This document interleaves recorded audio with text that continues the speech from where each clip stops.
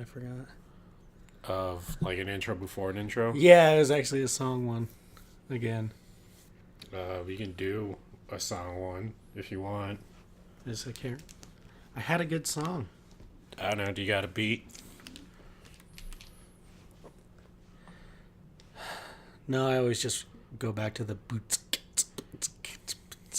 You could work with it. Let's walk through the valley of the shadow of death. I listen to the punk rock horror podcast. I check out the horror movies. That's what I'm talking about. Wow, if that never did it, that was probably the widest. That was the widest thing you've ever.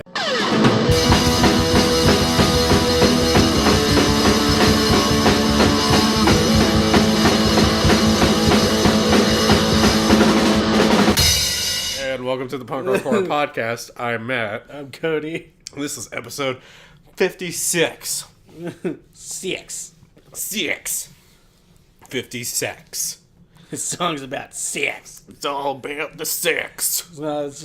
So only like 3 people would ever get like how I said this song's about sex, and neither of them listen to our podcast, and that upsets me. Wow. Yeah, Do I know them? I think so. I'm going to go fight them. It upsets me because like every time there's a song, because it was when I was working full time at Rigdon, and this one song came on, it was like hardcore about sex, and I just looked at one of my coworkers, and I was like, "This song's about sex!" Like angrily, and she just lost her shit. And we're the podcast where the love of horror movies meets the culture of punk rock. And today, we're here to remind you this time to... I don't know, which one we should remind them of this time? But babies are real things. Whatever that is, yes. It's a very... That ties into something I love, so you'll find out here in a minute. But I have no idea what a butt baby is anyways. So, it's a baby that's produced from butt sex. Huh. Yes. Just wait for it. Okay. So with that, we'll just jump into something we love and hate. With that high intellectual conversation that we just had, that thought-provoking material right there. Yep. So you went first last time. I'll go ahead and go first this time. Now that I'm not dying. Now that you're not dying. So the thing I hate, which is, I guess I just hate the Westboro Baptist Church because they're planning to. All right, just jump straight into that one. I mean, at this point, the Westboro Baptist Church has its own reputation. It's not like we have to fill people in on them. And I mean, if you do a simple Google search, like everything talking about them is that they're known for their hate and anti-inflammatory, stances against the LGBTQ community, the U.S. military, the Jewish community, the Muslim community, basically anything. Yeah. And everything, including puppies and rainbows. Probably. Yeah. And so, I mean, they're well known for protesting when Slayer does shows in Kansas. They've protested funerals for the U.S. military and for vets. Yeah. They're just terrible, horrible people. They really are. And so they're planning a protest now to protest the first ever transgendered elected official. And it's just like it just seems like really constructed hate. Like so much that it's hard to believe it's real because you got there's just my thought is at some point it feels like it has to be fake hate, because I just don't understand how you could hate a person that much or hate the fact that just someone's transgendered and that be the thing that sticks out. You know what I mean? It's ignorance, man. Yeah, but I talk to ignorant people, and not saying it's okay, but I've talked to people who are ignorant towards the transgender community saying I don't want a transgender person used in a girl's bathroom. And I'm not saying that's okay to think that way, or what I'm saying those, I've had talks with those people, and they're like, but that's just my belief, and I'll keep it to myself. Yeah. Like, these people are more just like, I need to tear down everything. If you don't believe what I believe, then fuck you. Yeah. Basically where they're at. And again, I'm not saying that, it's a good thing to say, I don't want a transgendered person using my bathroom. That's not what I'm saying. It's just, I've talked to people who are like that, and they've kept that belief to themselves, and they're like, that's just what I believe. Yeah. But I'm not going to come down on anyone else, but, and that's just what they've been. And I don't know, man. I just don't understand. Like, it just hurts your head. Because it's not even about religion. It's not about God. It's just that these people are mean, and basically. They're hateful, and dude, I honestly think the Westboro Baptist Church is just a giant community of fucking trolls. That's what I mean. What it's it it just seems like at some point it's not like they're actually real. Yeah, like they just like all the all the hate and stuff like that on Captain Marvel. Yeah. Before the movie was even released, how everyone was like review bombing it without even seeing it and stuff like that. That's how the Baptist Church feels to me. Westboro.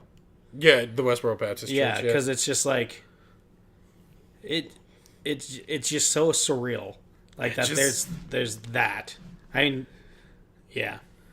It's I don't know. It's just like, it's just fucking weird, dude. It's just so fucking weird, and just.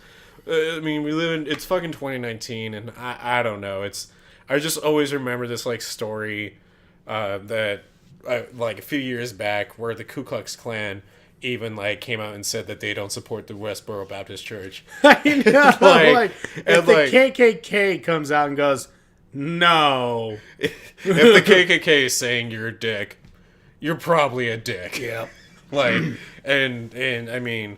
Not saying the KKK are good guys either, but like, again, like, if one of history's most known hate groups say that you're being a dick, right?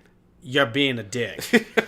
So I mean, it's just like, I just don't understand why they get support, and I don't know, man. It's trying to wrap my head around it causes me to just be more confused and hurt in the head than anything else. So I try not to think about it, but it's just something I hate. But it's not what I love, but what I do love in response to it is that Randy Blythe is good at is what's considered being a counter protest, like rounding up people to come to said protest and having people bring kazoos, and he's gonna get a mass amount of people to kazoo all the hateful things that the Westboro Baptist Church is going to say.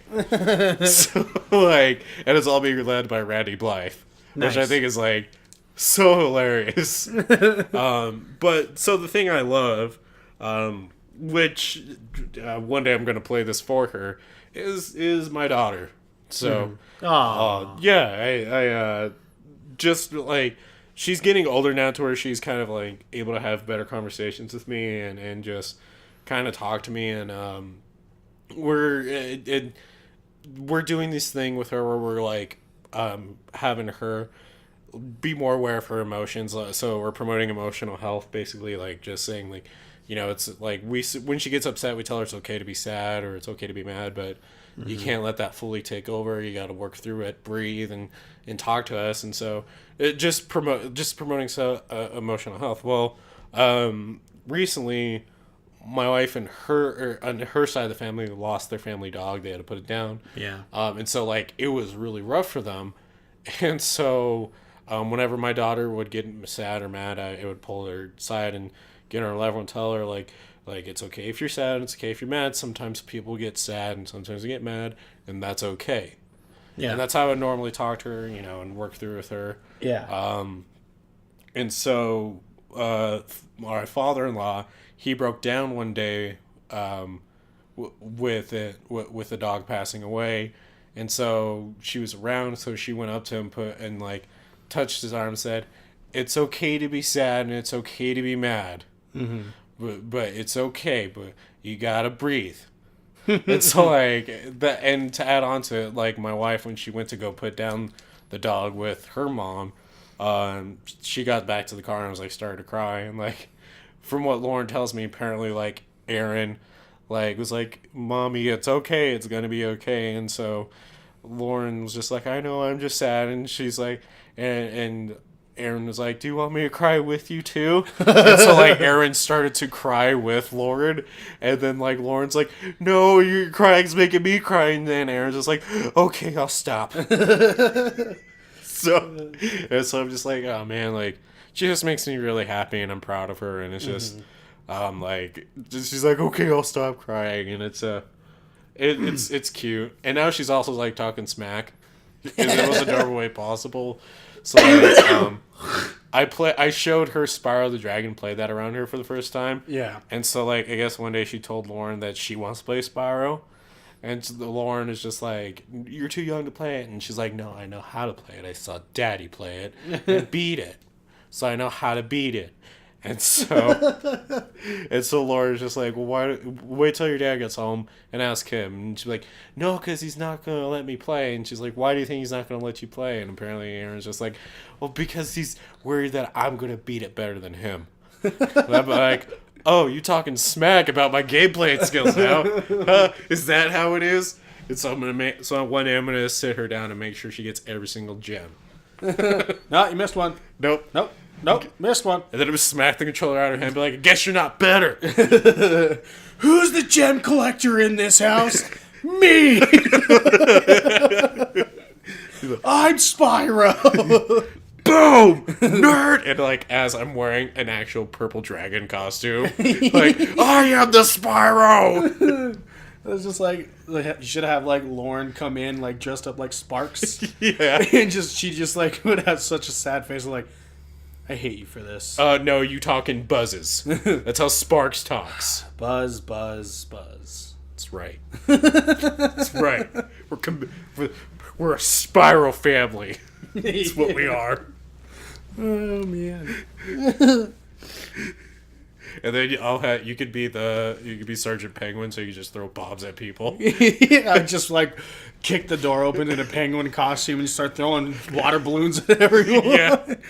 Quack quack. I like how a penguin quacks. Yep. Well, I guess. I mean, it could do the like laughing penguin. You know, that video where one falls and slips on the ice and the other one's behind it just goes.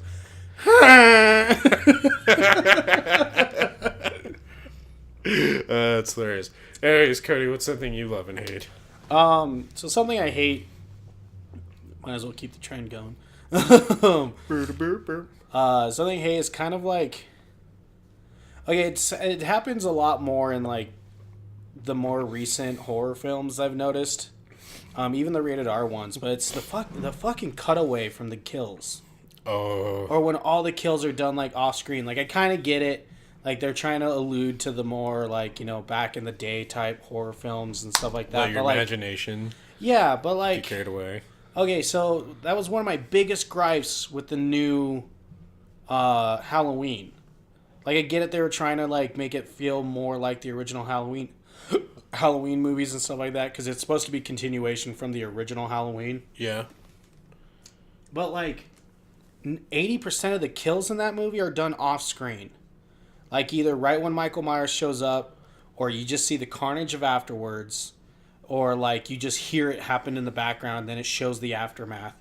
And it's just, to me, like, I get it, but at the same time it's like you kind of like it was just kind of upsetting. And it was the same with Hellfest. So I guess the biggest thing, or I shouldn't say like, you know, the kills out screens, I guess it's more like the ruin of potential. Yeah. In the new horror movies, because like I feel like the new Halloween would have been scarier if it showed a little bit more of the deaths on screen, especially this one where he apparently beats this mom's head in with a hammer, but you just hear it and then you just see her laying there and it's just like, or even like if they just showed like the first scene of him hitting her with the hammer, just, you and know, then because when I watched Hellfest, there's a part where it kind of does that where it's just a split second you see this mallet hit this dude's head. For a split second, you see the blood squirt out, and then it like cuts away. I was like, okay, that's fine. You at least got a little glimpse of it, and you want more. Right. But like that was the best kill in that movie. That's one thing that I was really disappointed about Hellfest. The only reason why I really like that movie is the fucking ending. Oh, the ending was so good. But like, so using Hellfest as the main example, the potential for it. So if you've never heard of it, it's basically there's a serial killer chasing a group of friends through an entire horror haunted house / festival. Yeah. Where there's a bunch of haunted houses, and so it's like it starts off really good in the beginning where he kills this chick and hangs her in this room with a bunch of fake hanging dead bodies in a haunted house, and leaves her there, and nobody and he says in this movie like nobody finds her for 3 days because they thought she was part of the exhibit. Yeah. And so you're like, oh shit, he's gonna kill his victims are gonna be killed in really creative ways to make it look like they're part of the fucking exhibit. Yeah. Only one, or I should say two, but one of the main characters that die is the only one that's part of the exhibit, and it's really upsetting. And then like the final 2 kills in the movie was such a letdown because one of them started off great, where it was going to be awesome and epic and like holy shit. Yeah. And then like she somehow quote unquote escapes. Well, she somehow escapes, but then he just stabs her. And like the way he was going to kill her originally was so creative and so cool. I was like, oh shit! And then it's such the last, I'd say from until the very end, the last 15 minutes of the movie is fairly disappointing because of that. Yeah, like they ruined the potential. So like that's what kind of I notice about more modern horror movies, especially after me and you saw. I noticed it more like when we saw it was Overlord. Yeah. Like it had all this potential, cool, like basically actually being COD zombies in a movie film.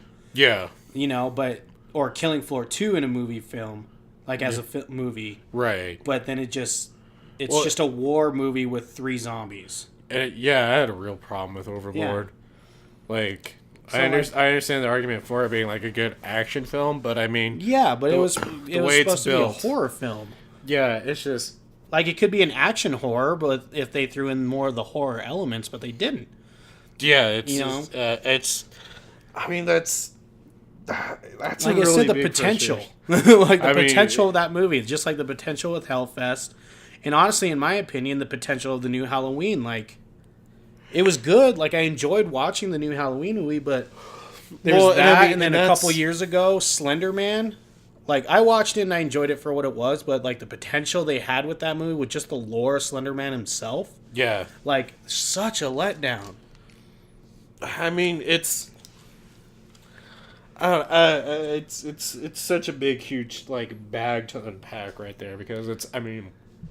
Like, no, I know. Overlord frustrates me a lot because I thought this was going to be the first time where we had, like, an actual horror movie that delved into, like, the horrific, like, experiments that Nazis did back in the day, and, like, amplify it by 10. And not saying, like, those experiments were cool or anything. No. But because those have their own, like, morbid popularity around them with, like, what they did back then, like... That's, like, a great rich lore to jump into for, like, a good horror movie. Yeah. And, like, I mean, just, again, like, one of the most frustrating scenes in that entire movie was them building up the entire time that the aunt was infected. Yeah. Was a zombie. She was one of the... I think she was one of the first test zombies. And then they just kill her off screen. Yeah, like, and you build it up like you think like there's going to be this huge carnage where she takes a couple of Nazi soldiers with her. Nope. And they just like do a far away shot of her getting shot, and they don't show anything else, and that's just so frustrating. And it's just like, see, that's what I mean. Like, there was so much potential in that movie. There's so much potential in Hellfest and in the new Halloween. Like. Right. Just like those kind of things, and they're just letdowns because like they don't build off of that potential and stuff. So like that's kind of the thing that I hate the most. I also have like kind of 2 things that I love. I'm gonna start with the sweet one before I go into the butt baby discussion.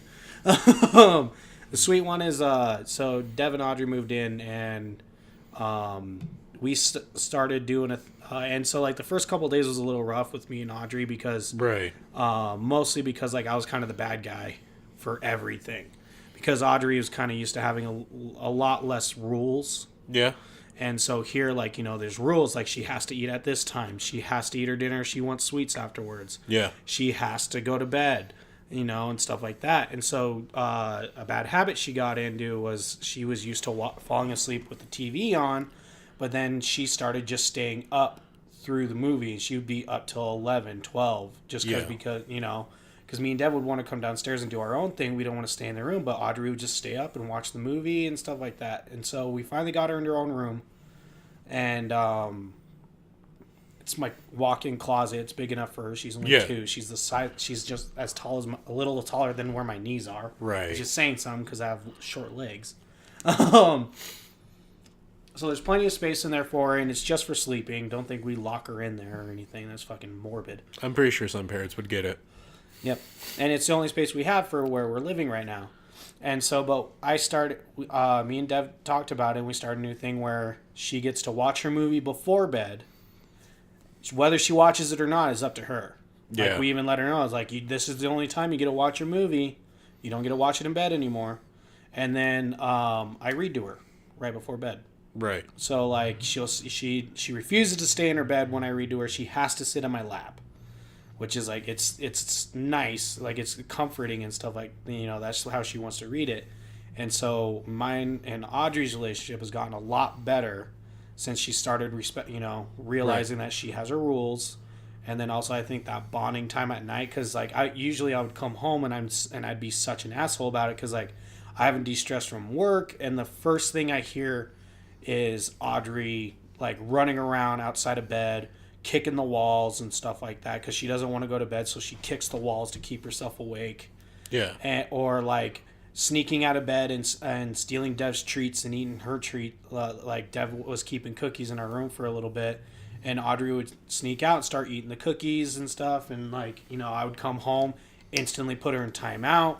Dev would tell me that she's told her to go to bed, like, 3 times, so I'd turn the TV off when she was sleeping in my room. Or I'd take her toys, you know, the punishments, because she needs to learn this is bedtime. Right. And so ever since I started reading to her, I'm not an asshole at night anymore to her, like, or in her eyes. Right. You know, I'm not the 100% disciplinarian. So it's like, we've gotten better, which is a nice feeling. And then the actual, what I started to think, the whole butt baby thing, what I love is making people feel really uncomfortable about super odd facts. Okay. Okay, so it is a very, very, very, very small percentage it could actually happen, but it can happen, of getting pregnant from butt sex. So how it happens is that if you do butt sex and the man finishes inside the butt and the lady sleeps on her stomach without getting rid of the substance, it can leak into the vaginal canal.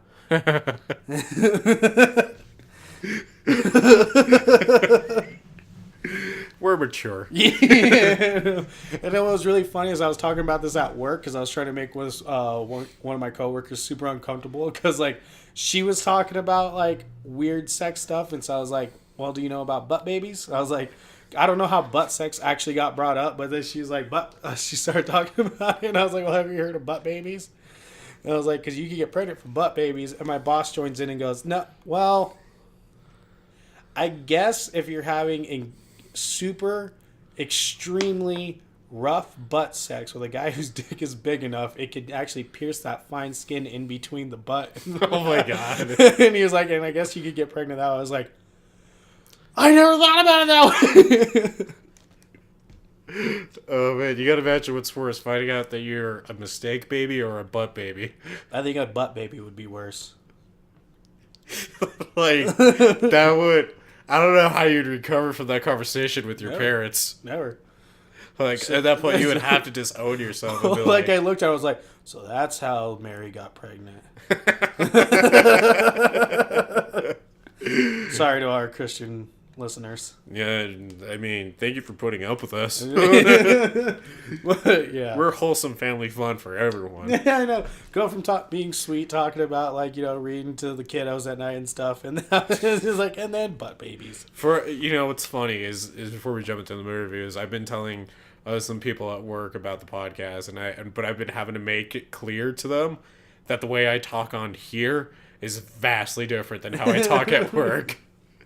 And they're like, oh, and I'm like, I'm serious. Like, they give me a look of like, oh yeah, whatever, fuck you. No, I'm like, no, like, you don't understand. Like, on here, guys, like, no holds bar. Mm-mm. Like, this is part of my realm. This is where I get to unwind. Okay, I don't think I can get away with talking about butt babies at my work. Probably not. I can't at mine because it's a kitchen. Yeah, that's okay. Yeah, that's okay. Strange thing. That's probably not even the worst thing we've ever talked about in there. Probably not. No. I know how you people work. So, I mean... Anyways, on to our movie reviews. But if anyone's listening to this from my work now, I told you. Told you so. I gave you a fair warning. Yeah, so movie reviews. So, I did Mother first last time. That's right. So And you did... What was the one you did? Autopsy of Jane Doe. That's right. Autopsy. God, that's such a good fucking movie. That ending still sticks with me. The ending of this movie fucking... Oh, my God. Do you got your notes, or do you need to grab them real quick? No, I'm fine. Okay. I literally just watched this last night. Okay. So, I did my movie on Found. It came out in 2012. A horror-obsessed boy discovers his older brother is a serial killer. It was directed by Scott Shermer. Written by Todd Rigney, it was based on the novel by Todd Rigney. And screenplay by Todd Rigney. Yep. I don't think he wrote the novel. I can't remember. Anyways, it stars Gavin Brown, Ethan Philbeck, and Phyllis Monroe. Phyllis. So a fun fact about this, how I found this movie is, so I was like, originally I was going to do... I actually want to find this. This is actually in the movie. Sorry. So there's a movie in the movie called Headless, and I guess they ended up making it into an actual movie. And woof. Anyways, but how did you find out about? How I found out about this movie is I remember the first time I ever went to Gorehound's Playground because I rented it from there. The owner of it told me about Found because they were watching independent movies when I went in to rent movie way back when. And he was saying that they're going to watch Found, and he kind of told me a little bit about it. He didn't give me too much detail. He just says a kid finds a head in a bowling bag. That's how it starts. But that's not what the title means. Okay. About finding the head in the bowling bag. Got it. Found. He's like, no, it's He's like, it's a metaphor, and you kind of get it at the very end. Wait, you mean the movie title's a metaphor? What? Since when did they do that? And so I kind of forgot about it, and then I went in there yesterday, and I was like, so I told him about how me and you were doing gore for our subject this week. And he was like, well, do you want one of the goriest movies? Do you want the goriest, his words, the goriest motherfucking movie we have in this place? And I was like, sure. And so he showed me this Japanese movie, but it wasn't really horror. It was just super bloody. What was it? I can't fucking remember. Was it Ichi the Killer? No. I was going to say that movie. No, it had a Japanese chick with a samurai sword and a schoolgirl uniform. So like 90% of the... No. I was going to say, because Ichi the Killer is a fucked up movie. No. And then he showed me another one about about a kid who was aborted with a coat hanger but lived and sought out the pimp that aborted him and killed his mother for revenge. Huh. Yes.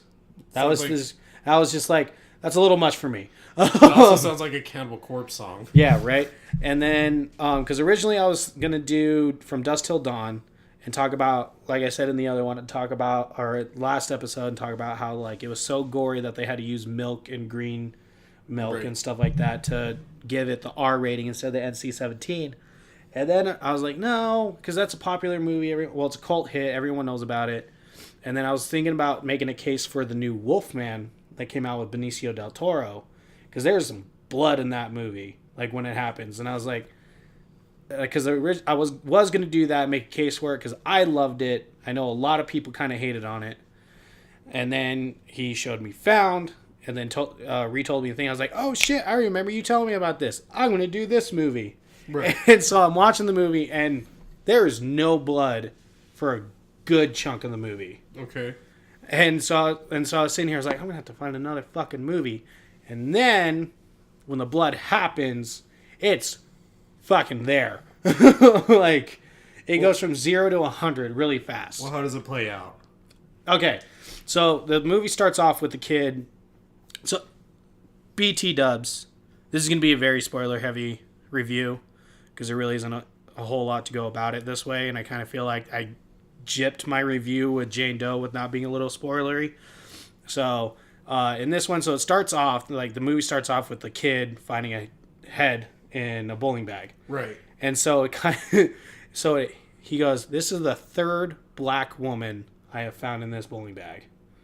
Huh. Yeah, like just her head. And so, and then it shows us, and then the movie plays out, and then there's a dinner scene where the dad's saying that it's all the N-word problems. Like, they're the ones who are causing all the problems in our country and stuff like that. Yeah.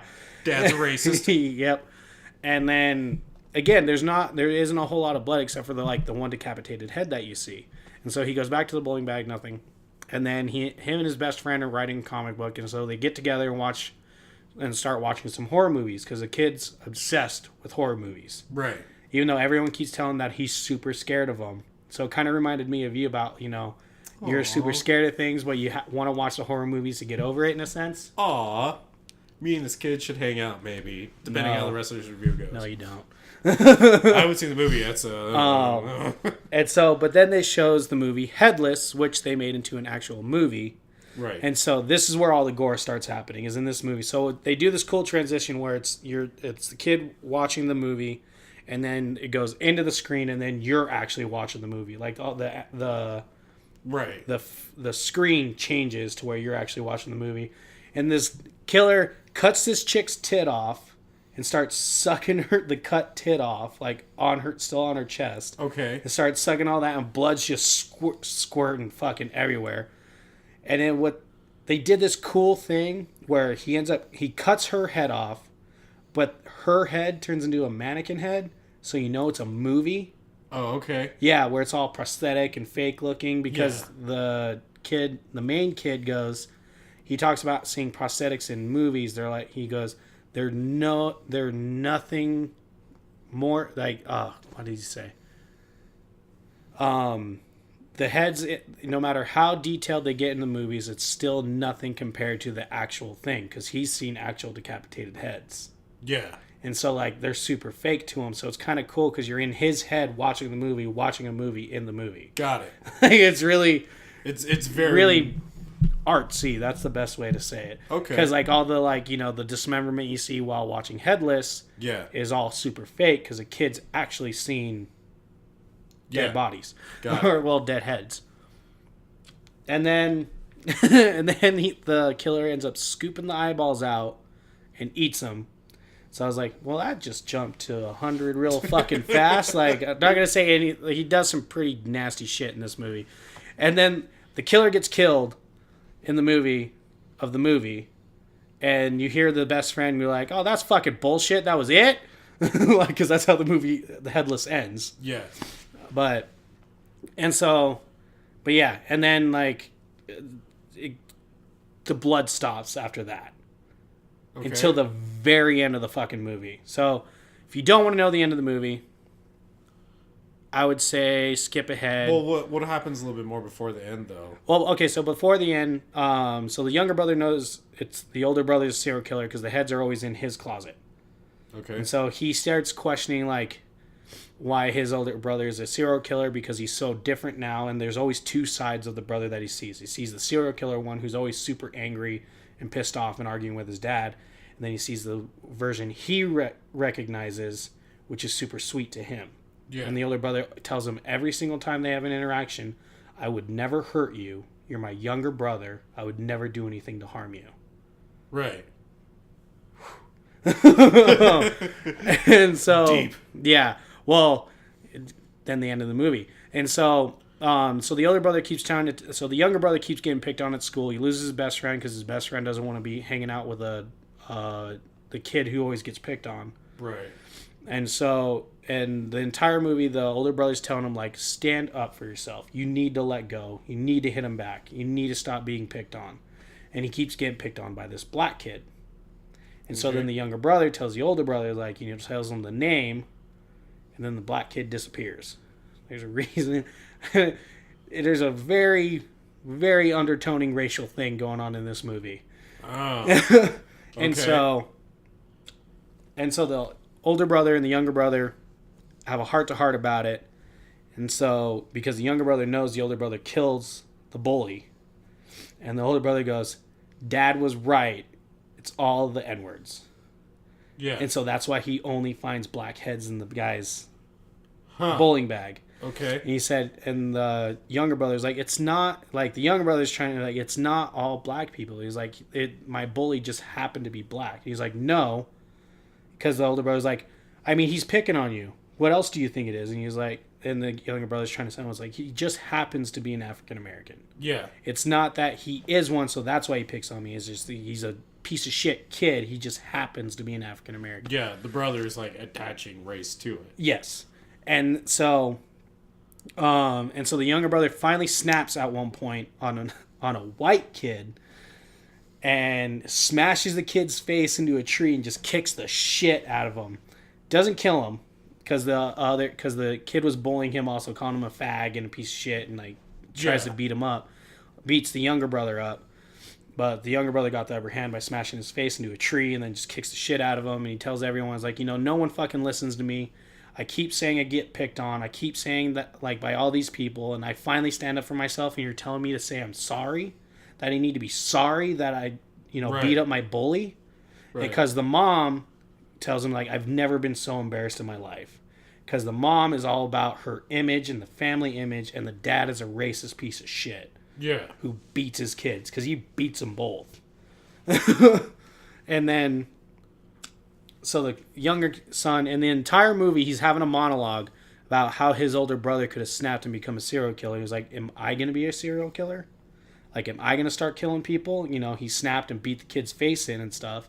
And so he's thinking, like, am I going to end up like my older brother? And then right before the last 10 minutes, which jumped shark from, okay, it's a kid having, like, his little inside dilemma, and then it just, like, goes off the fucking wall. Here's where it gets super, super spoilery. I mean, I know I pretty much spoiled the movie in a sense, like, kind of telling scene by scene. But I don't think you spoiled it all, actually. So, it is a very, I will say before I get to it is a very slow burn movie. Very, very, very slow. Okay. Like, you have to have patience for this movie, but it gets you in with the kid's struggle, especially if you relate to him. Yeah. Especially if you've ever been bullied. You had kind of like for me, I relate to him with the older brother aspect of, like, my older brother always telling me, like, he would never hurt me. Yeah. Like, he I'm pretty was sure. always mad with my mom, but he would never hurt me. I'm pretty sure most of us horror nerds here were somehow bullied. Yeah, and so you relate to this little kid. All right, so skip ahead 3 minutes. Okay. Starting in 3, 2, 1. Okay. Go. So, the dad gets pissed off with the younger son, saying, "Oh, you think you're tough now? You think you're tough?" Beats the shit out of him in the garage. Right. The older brother comes in, beats the shit out of the dad, and then the mom tries to stop him, and he throws the mom, and then the dad's like, "Get the fuck out of my house! You're no longer allowed to live here." And so then the younger brother sneaks out to talk to the older brother, and the older brother's trying to convince him to go with him. And he's like, I can't. And then the dad comes out, goes, what the fuck are you doing here? Get the fuck off my property. And starts yelling at the younger brother, and the older brother gets a shovel and just bashes the dad's chest in. And he starts spitting blood up everywhere. And the mom freaks out. She sees it. And so the older brother chases the mom in, and the younger brother goes after him and sees that the older brother's, like, grabbing the mom's ass and, like, licking her face and stuff like that and getting all, Jeez. Super weird. And then the younger brother's like, and then he goes, the younger brother's like, I need to stop this, and tries to choke the older brother out, gets knocked out, and he comes to with a ball gag in his mouth and just tied up into his bed. Wow. Because the older brother was trying to tell the younger brother when they were outside, like, come with me, and then he's like, no, and so he goes, you need to sleep in my bed tonight. I'm taking care of this tonight. Meaning he wants to kill the parents. Yeah. And the younger brother's like, don't kill our parents. Like, you can't do that. I still need them. Like, Yeah. And the older brother was like, no, it'll set you free. And so then you see the younger brother all tied up, gagged.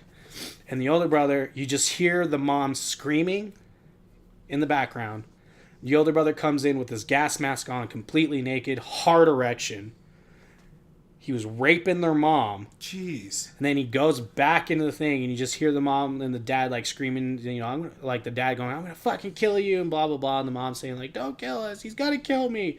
You hear her gargle because he cuts her throat. And then you just hear him kill the dad, and he comes back into the room, all still fully naked except for the gas mask, rocking a huge hard-on, covered in blood. Goes up to the younger brother, and he's like, I set you free. And the younger brother starts crying and freaking out. He's like, no, don't cry. You'll understand in the morning. And the older brother has a breakdown because he hurt his little brother. Like, he mentally hurt him, and he didn't want to hurt his little brother at all, ever. Yeah. And this is where, like, this is the goriest fucking thing I've ever seen. The younger brother literally cries himself unconscious because, he's freaking the fuck out, like, and everything. Wakes up, and the movie ends while it's panning it back, and the little brother's just sitting there, and, like, it's a monologue, like, how long is it going to take for people to find me? It's going to be, like, 3 days.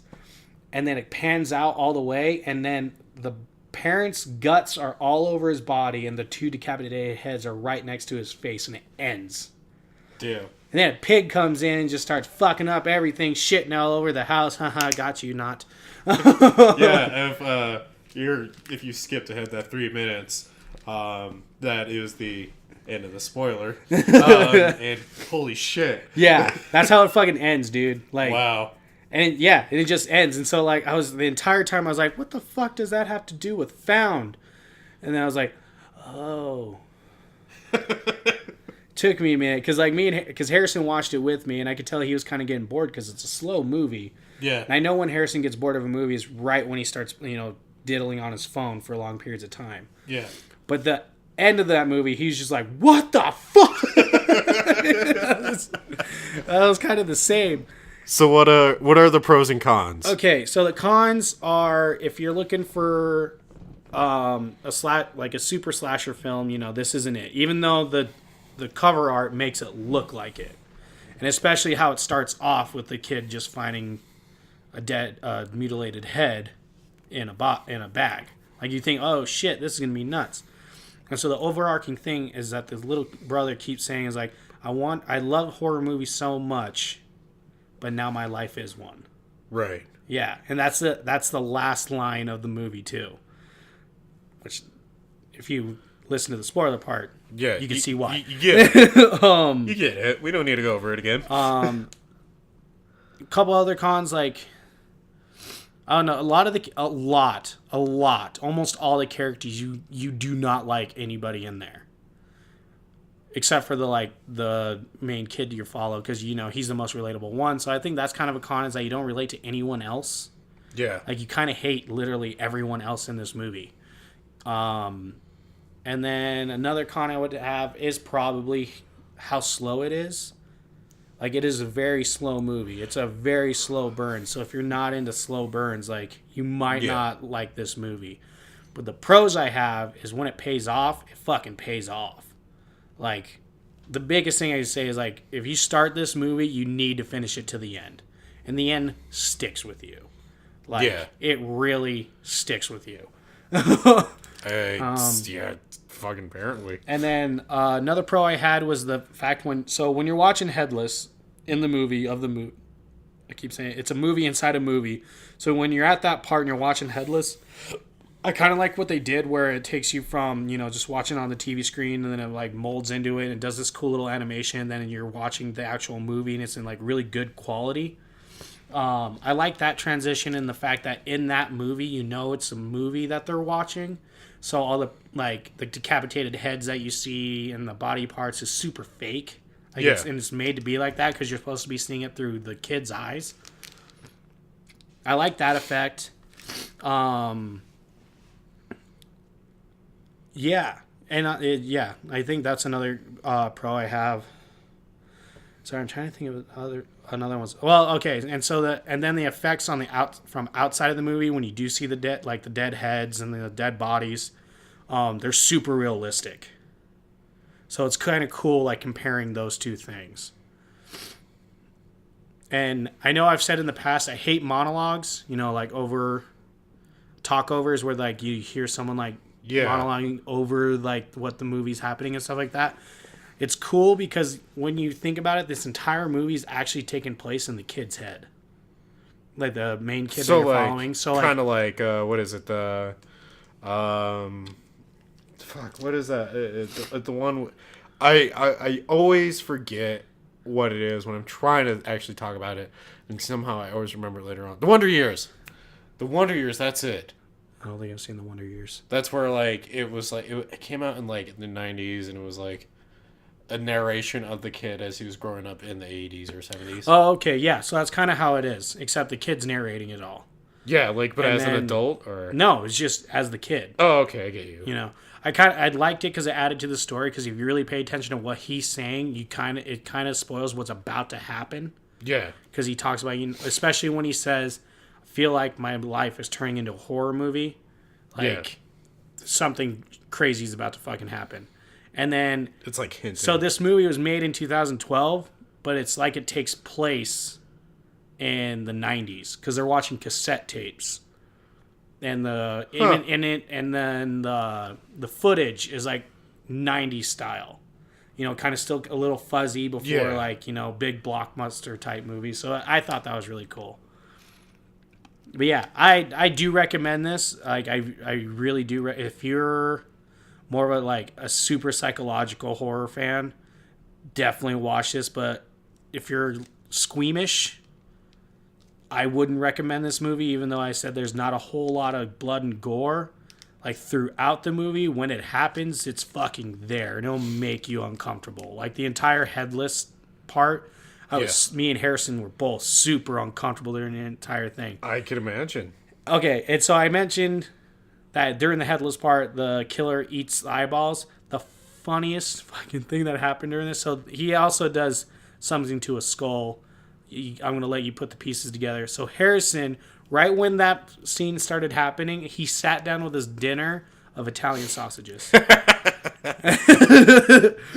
I was like, so you enjoy that Italian sausage there, Harrison? And so, when you bite into Italian sausage, you kind of have that crunch.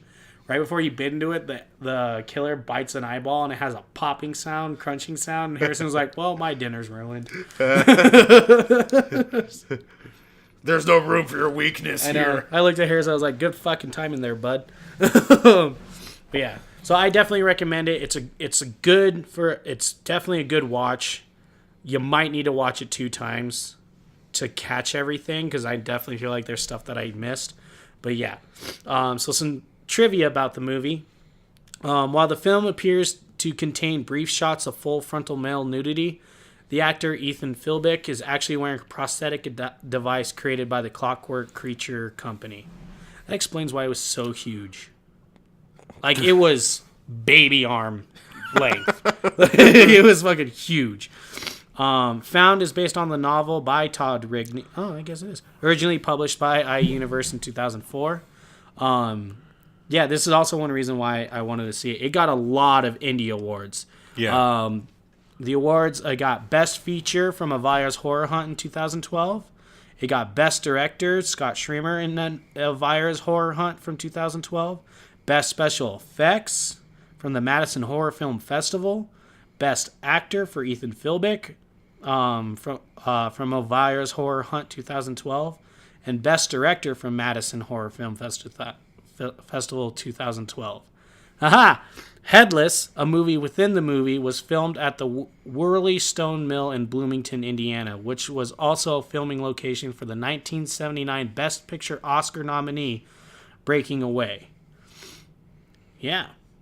So that's actually one of the other main reasons I picked it up. This movie won a lot of independent awards. Yeah, apparently. A lot. So I do recommend it. It's a really good movie. It's a really good horror movie. If you didn't listen to the ending spoilers that we said, brace yourself. Yeah, brace yourself for the ending. It goes from 0 to like way over 100, really fast. So it's a bit. It's hard. It'll get your jollies. Yeah, I guess. But if you are a gore hound, yeah, definitely check this movie out. I mean, I know I'm going to. All right, so Matt, what did you do your movie on? So I've already like hinted at it throughout the lifespan of this podcast, and I'm glad we finally have a reason to do it. But for me, I am gonna do 2005's Feast. You know what's funny about this movie? What? This is when we became friends. Actually, that's what I was actually something going to say. I was like, it's also the first movie that we ever watched together. The first horror movie and movie in general. Yeah. So it makes sense why we do a horror movie podcast. Yep. We're doing this one. So, Feast, which came out in 2005, is directed by John Gulager, written by Patrick Milton and Marcus Dunstan, stars Navi Rawat, Krista Allen, and Balthazar Getty. If Christy Allen was in this movie, it should have been like Oscar nominated. Krista Allen. Which, I know, but I was just saying Christy Allen. Which is funny. The actress also has the same name as one of my cousins. Nice. So it throws me off a little bit. And the premise is that these patrons are locked inside a bar and are forced to fight monsters, and there is literally no way it can get more deep than that. Nope.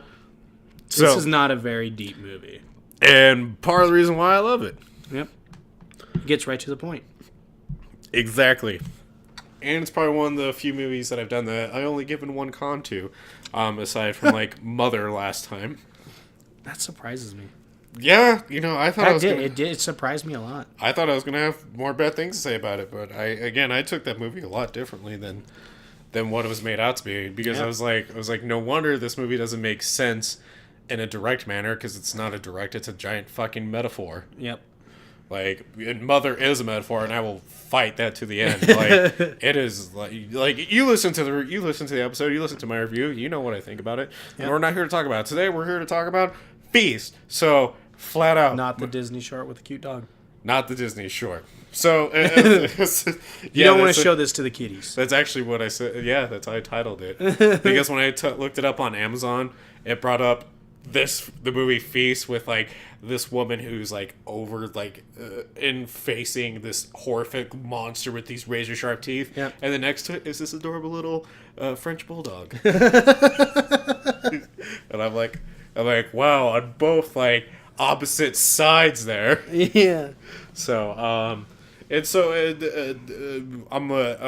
way this movie starts out is this bar with all these patrons in it, like it just said, and it talks, it does its exposition amazingly, because it introduces every character and like throws out the normal conventions you would expect in a horror gory movie, and keeps with the slapstick nature of it by like giving very small details and like bios about each character, and like talking about each the hero. Yeah, and like expectancy. Yeah, of each like person. And so and it just introduces you to every character like that. So like it's a creative intro, with that, so it's so cool and cool with it that it's just you don't really realize that you're getting an exposition. And so that's a pro I give to it. Another pro in it is that Henry Rollins is in this movie. I always forget he's in this movie, but he's in this movie as a motivational speaker, and it's the funniest fucking thing ever. Because, if you're a fan of Black Flag, or, like, know of Henry Rollins at all, like, it's just, it was a role that he wanted to play and be a total jackass with, because when the monsters eventually attack the bar and they barricade it, it's like, look, we need to overcome these monsters, and we need to think outside the box. And does like a diagram of a box with his two fingers, and I was like, oh my god, this is so undertonely sarcastic funny, like it's just great. And also Jason Mewes is in this movie. Yeah, I forgot about that. I haven't watched this movie since the first time we watched it. Well, the way they give his bio in the movie is as Jason Mewes, and like again going back to like the life expectancy. Thank you. Of each character, his is just somehow he survived everything else. So I mean, it's great, and I love that about it. And so again, it throws out like the traditional like conventions of other gory monster horror movies, So where it introduces you to, so it has this heroic dude come in, kick down the bar door, and he's like, in about 5 minutes, if you all don't listen to me, you're all gonna fucking die. Get the National Guard on the line. Call every cop that you can find. We need to barricade these doors. And they ask him, like, who the hell are you? And he's like, I might be the only guy that can save your asses. And then literally as he says that, he gets pulled through a fucking window from the monsters and gets eaten and his head ripped off. That's like literally in the first couple minutes of the movie too. Yeah, and they introduce him as the hero. Yeah. And then like his wife comes in, she's like, where's my husband? And eventually she gets introduced as like the new hero. Hopefully this one works out better. Yeah. And like doesn't she just get like pulled outside?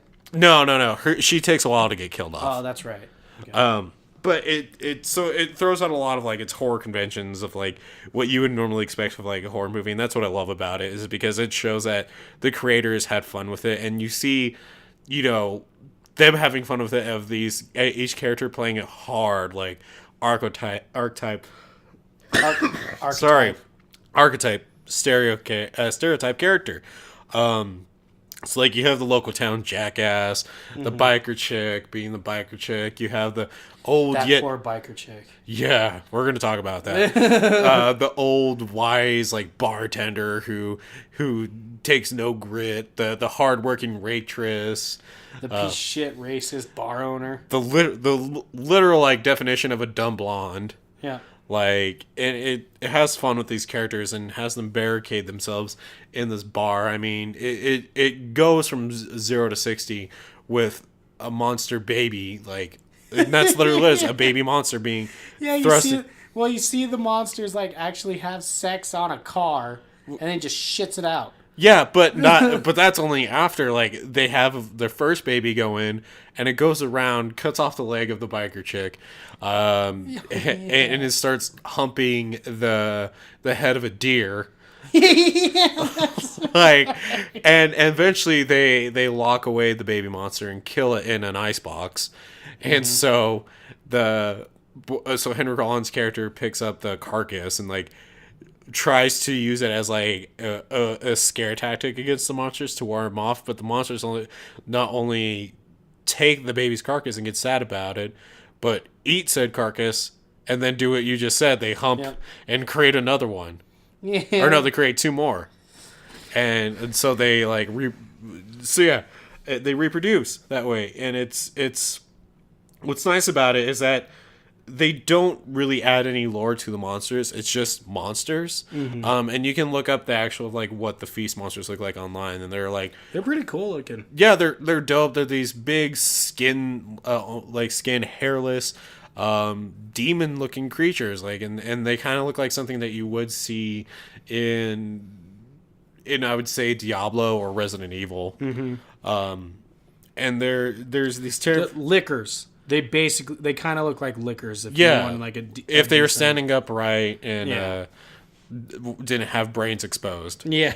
And so as the movie plays out throughout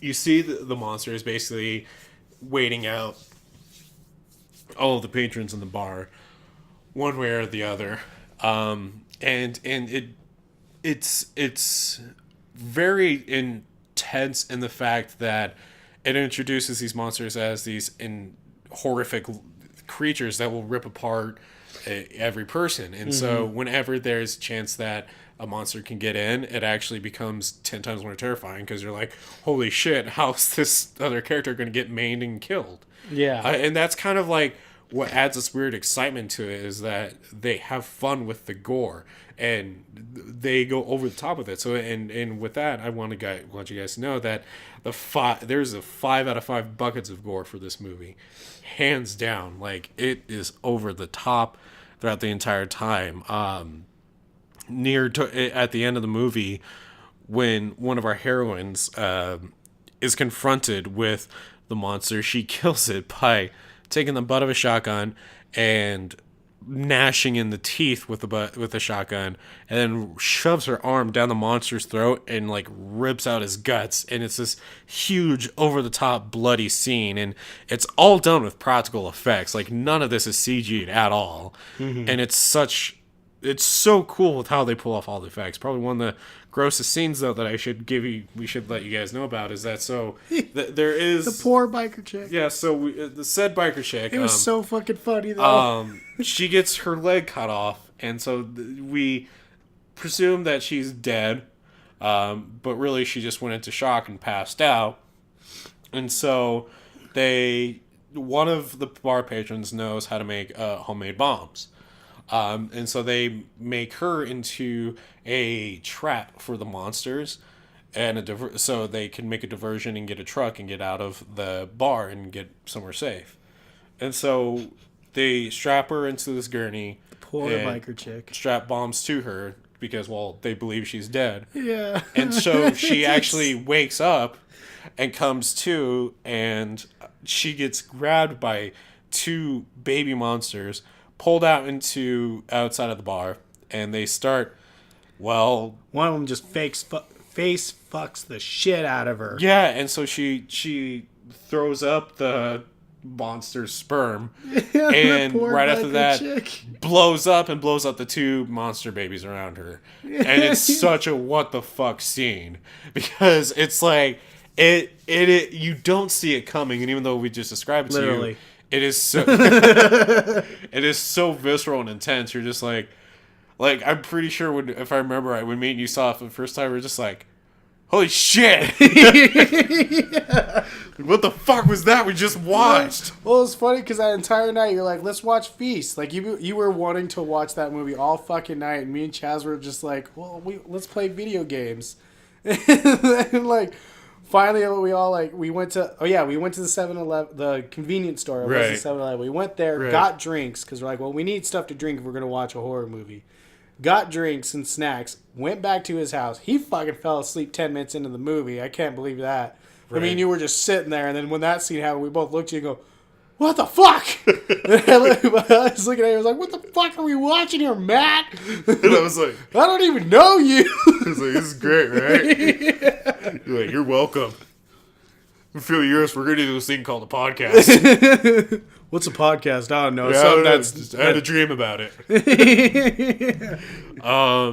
And so, the gore is over the top this entire movie. I mean, it builds up with small little gory scenes here and there, but with the ending, it just goes over the top with its blood. I mean, we see a monster get a bear trap thrown in its face, and I know you're probably thinking to yourself, well, Matt, like, you haven't really talked about the whole like layout of this movie. Well, that's kind of the thing, is that there is no like point A, B, C, and D of it. It's a bar with patrons in it fighting off a bunch of monsters, and that's literally what it is the entire time. And it's kind of like the executive producers and everyone who made this film had this sandbox of an idea, and they're like, oh, what would happen after this scene? After this hero is introduced, well, let's kill off the hero and let's introduce a new hero, and then let's eventually kill off that hero and introduce another new hero.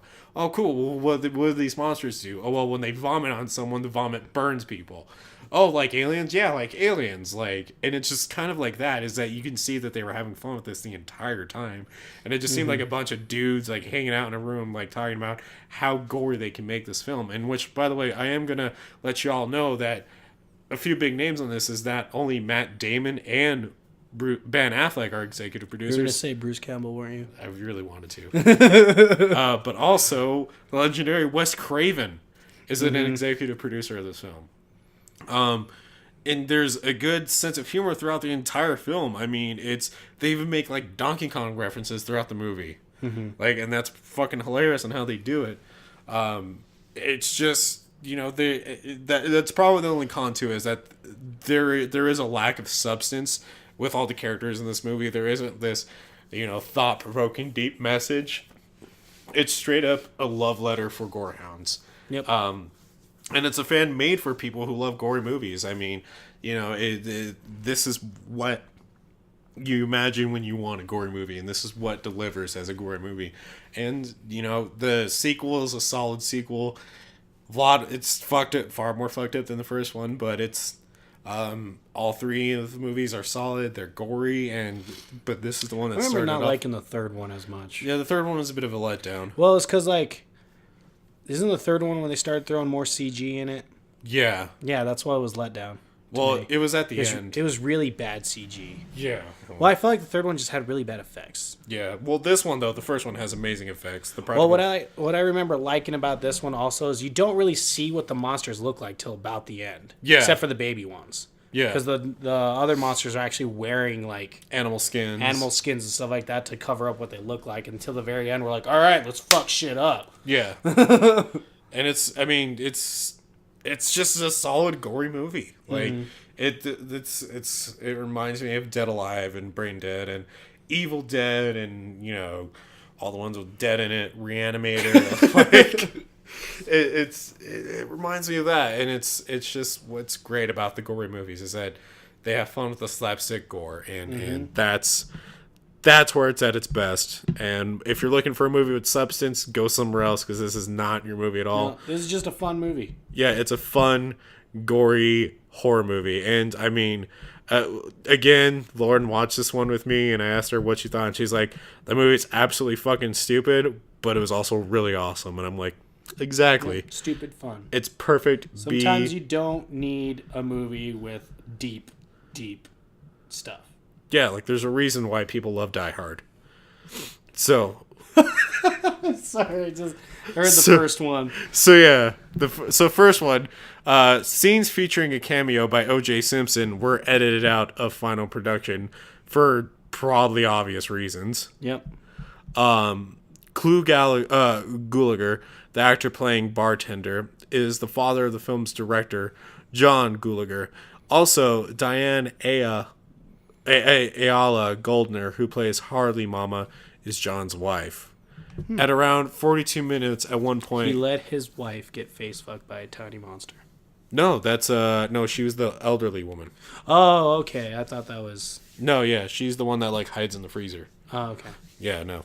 At around 42 minutes, at one point, Gulager, the bartender, says, "I'm not Billy the Kid."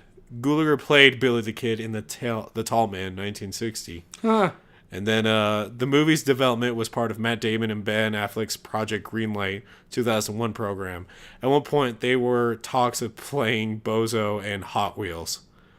So Hot Wheels is the kid in the wheelchair, and Bozo, I'm pretty sure, is the town jackass. The role of hero was offered to Mark Wahlberg, but he turned it down. So Josh Duhamel was also interested, but forced to drop out for scheduling conflicts. I wonder if that was around the time he did Transformers. Could have been.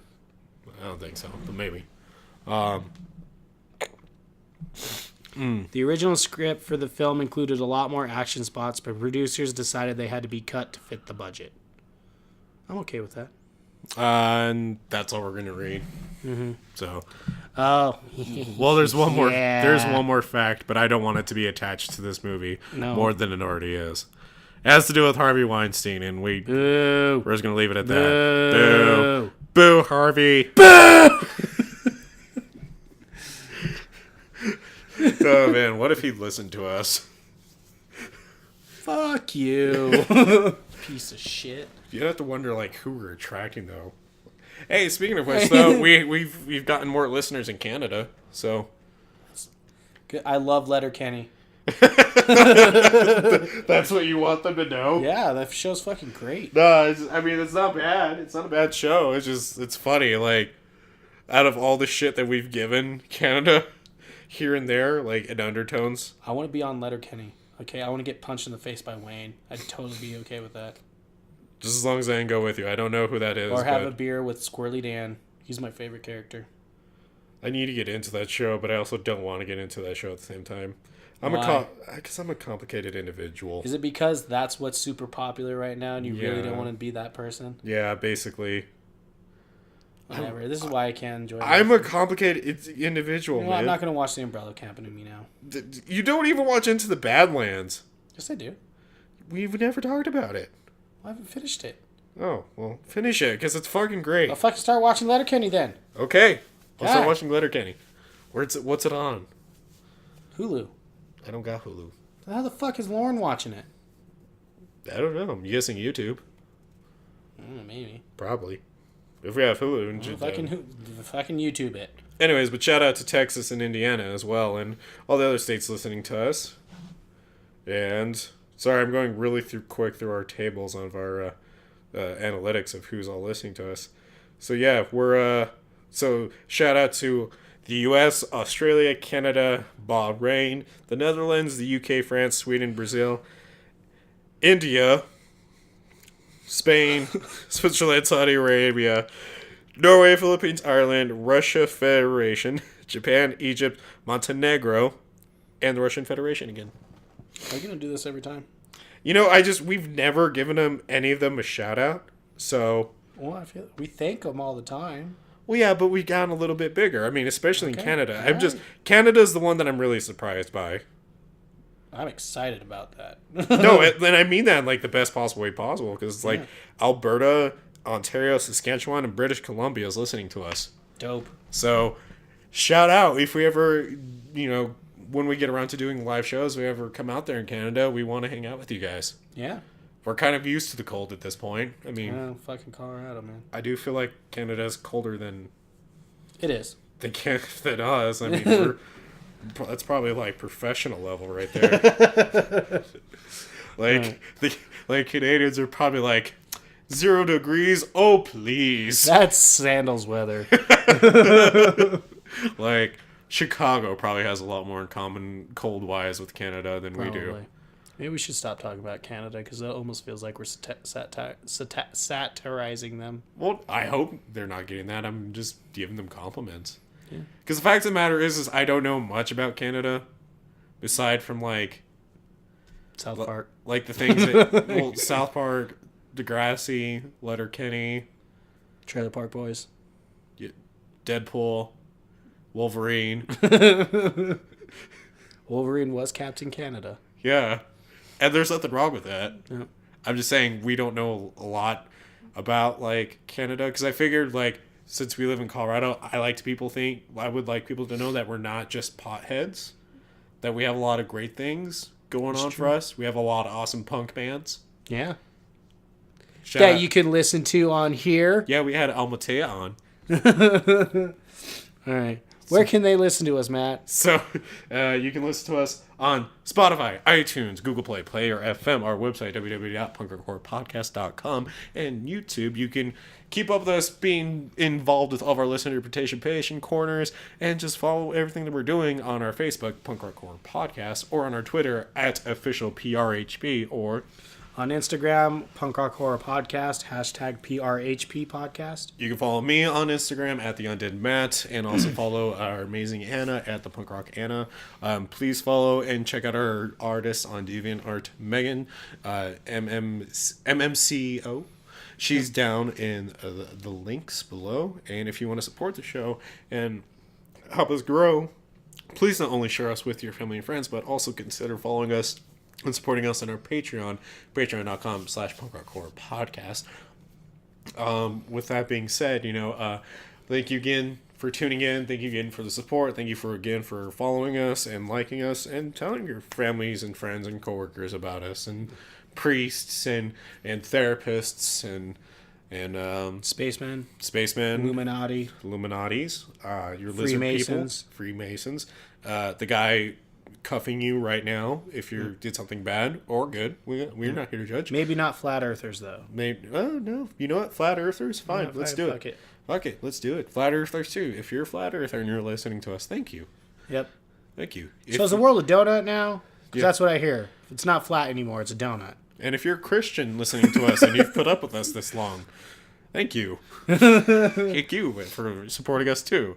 Yep. And if you're a Satanist listening to us, thank you. And if you're a Buddhist listening to us, thank you. And if you're Jewish and listening to us, thank you. I know I'm listing like a lot of religions. I was gonna say, do you want to keep going? I was thinking podcast over. Okay. We'll talk. Bye everyone. Podcast over. Bye. Bye.